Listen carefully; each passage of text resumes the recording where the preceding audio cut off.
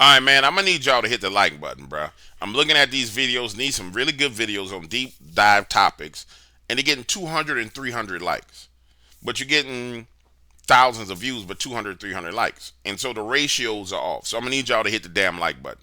You know what I'm saying? Like, if you want the content, hit the like button. I give you this type of content. If not, I just need to go ahead and start doing some other stuff. I need to give these people who want weird, stupid, freaky stuff, so they can go ahead and hit the button, and I can just get my paper. But we're gonna have to get to a point to where we got understanding about this like button. People gonna say, "Well, I don't like when people demand you hit the like button." I don't like the fact that I gotta demand that you hit the button, and I shouldn't have to remind you to hit the like button. But it's your decision. You dig?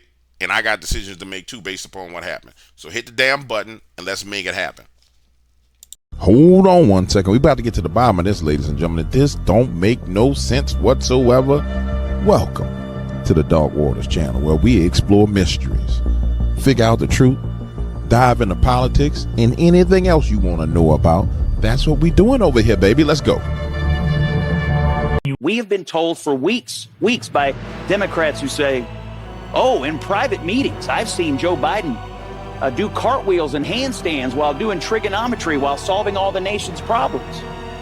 We now know that every single person who said that has been lying to the American people. But I am not convinced that it was a bad idea to do the debate this early, because part of the calculus there is, let's not look like we're afraid to debate. Sure.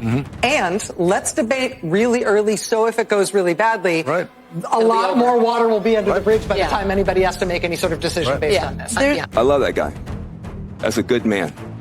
He loves his country. He's doing the best that he can. But he had a test to meet tonight to restore confidence of the country and of the base, and he failed to do that. I don't know, honestly, what the solution is tonight.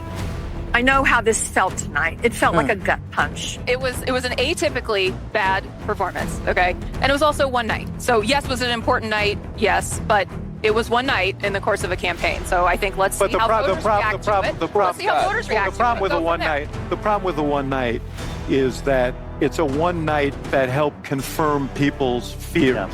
It's the one night that everybody was watching. That was essentially, Trump said, you ought to take a test.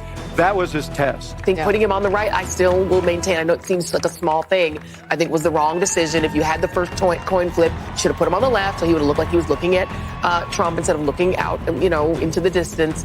Or told him to just look the other direction. I mean, they knew where the cameras were. He goes through 6 days of preparation at Camp David. More than that. And they know the rules. It was more than a week. Okay, so more than a week. They know the rules. He practices with the mics. He knows every one of these questions is coming. And yet he couldn't fill the time. Now, I just want to, let's see what the White House is saying. Sources close to the White House are saying he had a cold, wasn't feeling well. I mean, as you would expect, that came out early on in the debate. But what accounts for someone with so much experience doing so much preparation and this being the outcome? Honestly, I think the question answers itself. He wasn't capable of doing any better than he did. We begin tonight with breaking news as former President Joe Biden has been diagnosed with what they're calling an aggressive form of prostate cancer, which has spread to his bones. This is according to his personal office. They just announced this. The 82-year-old former president's office says Biden and his family are now reviewing treatment options with his physicians. CNN senior White House reporter Betsy Klein is joining us now. And Betsy, obviously a lot of questions around this. What do we know right now? I can tell you what we know right now, ladies and gentlemen, based on everything we've seen. Here's what we know about Joe Biden.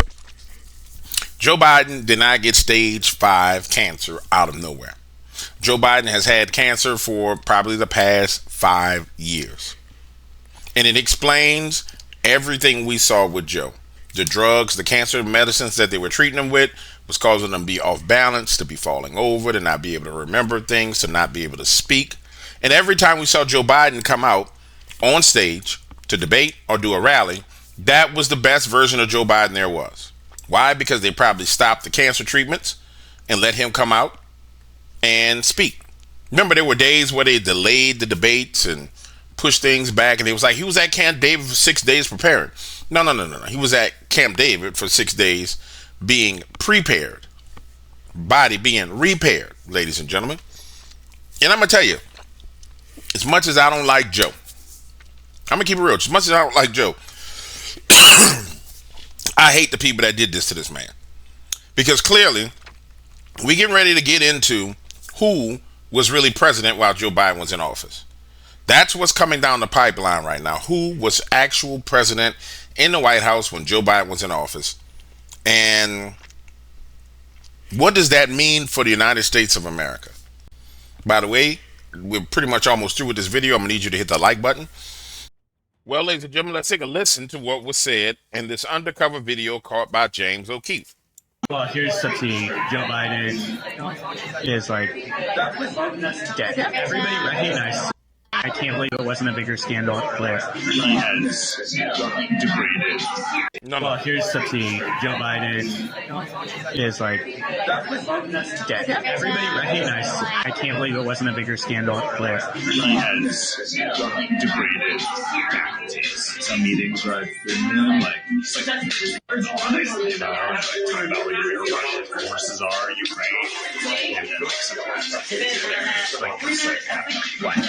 My boss was on an international trip with them, like Europe or something, and the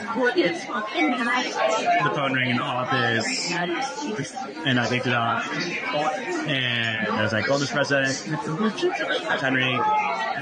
He was like, "He's safe there." He's like, "No, he's traveling with you. He's on the same trip you are." He'll be dead in a year, or he'll be like out of public life. I think his body has deteriorated faster than his mind. So there's something going on. He's not the guy he was when he took off. This is like I think after a year or two.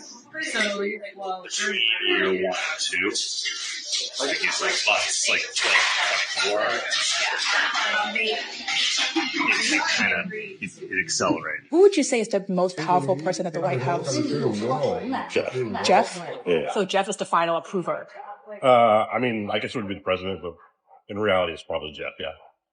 So the president also has to sign off on this? Yeah. I mean, by getting Jeff's sign off, you're getting the president's sign off. Oh, this Jeff guy's powerful. Yeah. Realistically, they are, people call him like the second most powerful person in Washington. Well, that explains what was going on, ladies and gentlemen, inside the White House, relatively simply. I mean, other people were signing off. So we find out now that Jeff is the guy who's been using the auto pen. And like I was saying, what does it mean for the United States of America, for the president of the United States of America, not to know and understand what he's signing? Underling doesn't have the authority because he wasn't voted in office. And so we're going to have to unravel all this stuff that's happened in the United States of America. And it is the process of unraveling where the victory is going to be. Yep.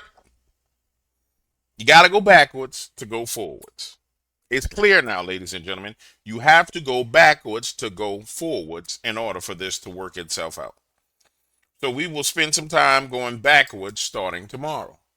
I think we're going to go back and look at every executive order that Joe Biden has signed, every quote-unquote executive decision that was made by Joe Biden, and see how they led to actions today.